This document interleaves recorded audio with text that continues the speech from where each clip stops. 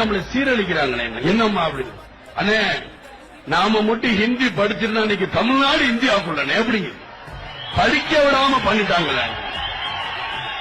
ஹிந்தி தெரியாதனால இங்க வந்து நான் கஷ்டப்பட வேண்டியது இருக்கிறேன். ஒரு இங்கிலீஷ்காரங்க மேல வேலை பார்க்கிறேன்.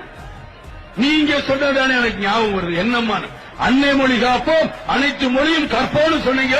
அந்த எண்ணம் தானே எனக்கு ஞாபகம்.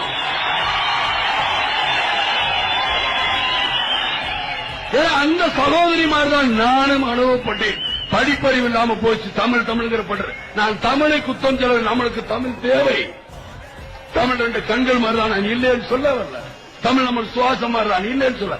ஆனால் இன்னைக்கு இருக்க காலத்துல எல்லா மொழியும் நம்மளுக்கு தெரியணும். இன்னைக்கு டெல்லியில 2 லட்சம் தமிழர்கள் இருக்காங்க. பம்பாயில 5 லட்சம் தமிழர் இருக்காங்க. இங்க இருந்து படிச்சுட்டா போனாங்க இல்ல, அங்க போய் கத்துக்கிட்டாங்க. ஐயோ ஏதாவது ஹிந்தி பேசணுமே, நம்ம குடும்பத்தை காப்பாற்றணுமே, நம்ம தாய் தந்தையை காப்பாற்றணுமே, நம்ம சகோதரியை காப்பாற்றணுமே, நம்மளை நம்பி அங்க மெட்ராஸ்ல இருப்பாங்களே, நம்மளை நம்பி திருப்பூர்ல இருப்பாங்களே, நம்மளை நம்பி கோயம்புத்தூர்ல இருப்பாங்களே, நம்மளை நம்பி மதுரையில இருப்பாங்க.